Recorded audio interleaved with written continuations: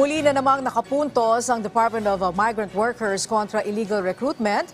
Ito'y matapos ipasara ng ahensyang isang travel agency na nag-aalok umano ng bogus na trabaho sa Poland. Si Sujin Kim sa sentro ng balita. Sa harap ng pinaigting na proteksyon sa mga kababayan nating overseas workers, pinalalakas pa ng Department of Migrant Workers ang kanilang kampanya kontra illegal recruitment. Katunayan, isa na namang umano'y illegal recruitment agency ang hindi nakatakas sa ahensya at kanilang ipinasara. Ang naturang ahensya, isa umanong consulting at travel and tours agency. Pero sa halip ng mga turista, abay panloloko umano sa mga manggagawang Pilipino pala na nais magtrabaho sa ibang bansa ang ginagawa.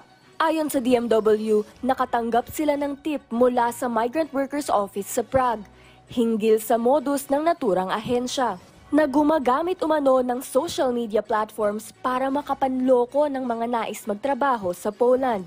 Dagdag pa nila, nag-ooperate din ito ng walang kinauukulang lisensya o authorization mula sa DMW.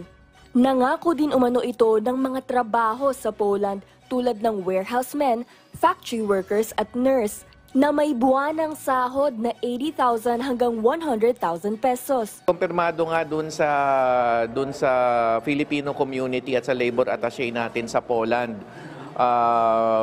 Hindi lang natin alam pa yung bilang ngayon. Dahil dito, nagsagawa ng surveillance operations ang ahensya simula Nobyembre noong nakaraang taon. At dito napag-alaman na humihingi sila ng 200,000 pesos hanggang 350,000 pesos na processing fee sa kanilang mga aplikante. At ang naturang processing fee, maaari umanong bayaran ng isang bagsakan o 3 installment, ngunit hindi na maaaring ma-refund.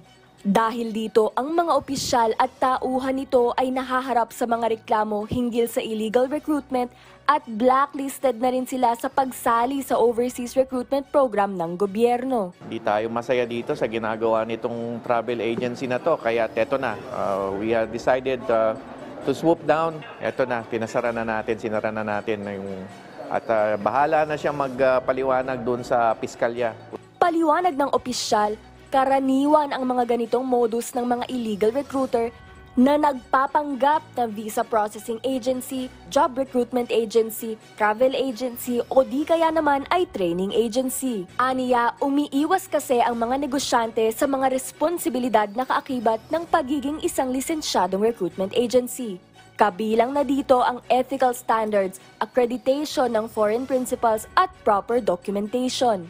Ang elemento ng krimen ng illegal recruitment, nagre-recruit, nangangako ng trabaho, nang walang lisensya mula sa DMW, hindi nga kailangan managa ng halaga ng pera. Kaya paalala ng ahensya sa ating mga kababayan na gustong magtrabaho sa ibang bansa, magdoble ingat, suriing mabuti ang agency na iyong papasukan at dumaan sa tamang proseso para hindi mauwi sa sakit ng ulo ang dapat sanay trabaho abroad.